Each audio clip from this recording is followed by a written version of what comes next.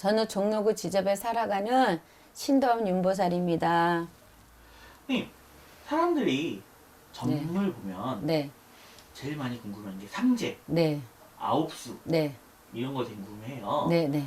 저기 삼재하고 아홉수 저기 어떤 거예요? 아, 삼재는 3년 동안 이게 환란이 있는 건데 이게 금전도 나갈 수도 있고 부부간의 이별수도 있고 그다음에 이제는 교통사고라고 그럴까요? 그러니까 어찌 둘러보면 되는 노릇이 없어요. 근데 이제 복삼재라는 것도 있어요. 그러니까 연으로 봤을 때 내가 태어난 연으로 봤을 때 올해 하고 이렇게 연이 사주를 보면 복삼재 때가 있어요. 그때는 문이 열려요. 삼재 환란이 좀 안 겪어요.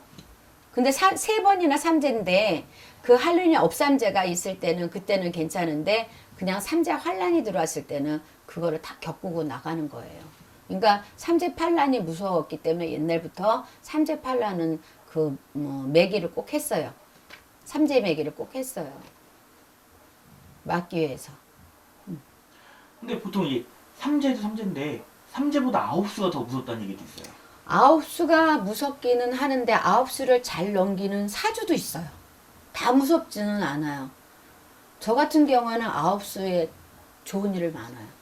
그러니까 아홉수는 거의 다 나쁘긴 하지만 다 나쁘다고는 볼 수는 없어요. 그러니까 어떤 한 사람은 좋은 사람이 있고 어떤 사람은 아홉수가 굉장히 나를 치고 네 명을 치고 나가는 경우도 있고 사업이 안 되는 경우도 있고 인간으로 구설도 있고 관제도 있고 그래요. 근데 이제는 가장 아홉수가 안 좋다는 거는 사망하는 경우가 많다는 얘기가 나오기도 해요. 근데 아홉수도 좋을 때는 좋은 사람 좋아요. 아홉수에는 결혼도 피한다는 말이 있대요. 예, 결혼도 피하죠. 왜 그러면 사망할 수 있으니까. 주당이라는 게 있거든요. 신랑 주당, 각시 주당이 있어요. 그럴 때 이제는 피하라고 하는 거죠. 그러다 보면 또 부모님도 돌아가시는 경우도 계세요. 만약에 그럼 삼재 아홉수면 어떻게 해야 돼요? 삼재 아홉수에도 잘 넘어가는 사람이 있어요. 삼재 아홉수인데요? 아홉수에도 아홉수가 더 강하면 만약에 이게 이제 나가는 삼재 때 아홉수가 걸리잖아요. 근데 아홉수가 더 강한 역할을 하게 되면 이 삼재가 더 이렇게 눌리는 경우가 되니까 잘 넘길 수 있어요. 삼재는 12년에 한 번씩 들어온다 하셨는데 그럼 가족이 다 삼재일 경우도 있을 수 있잖아요. 네. 그럴 때는 어떻게 해요? 그럴 때는 한 사람이 죽어요. 그러기 때문에 그때는 삼재매기도 하고 일도 하고 살리기 위해서 그럼 안 그러면 한 사람이 이렇게 다른 데 가서 살든지 잠깐 3년 동안 같이 붙어 있으면 안 돼요.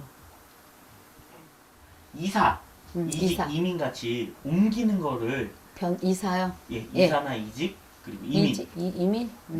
그런 것들을 삼재 때 음. 해도 상관은 없나요? 삼재 때 이사해도 무방한 사람이 있어요. 보면. 근데 거의 다 삼재 때는 이제는 좋은 운이 없기 때문에 좋은 집을 구할 수가 없잖아요. 그러다 보니까 움직이지 말라고 하는 거죠. 이게 삼재는 환란이 오는 거잖아요. 그럼 내가 좋은 집이 아닌 게 좋은 집으로 보이거든요. 그러면 좋은 터로 갈 수가 없어요. 그렇기 때문에 삼재 때는 움직이지 말라고 하는 거죠. 삼재 기간 중 집수리는 해도 되나요? 안 되죠. 수리가 안 되죠. 좋은 운이 아닌데. 그쵸? 그러다 이제 돈법 나죠? 그러면 이제는 좋은 일이 없겠죠.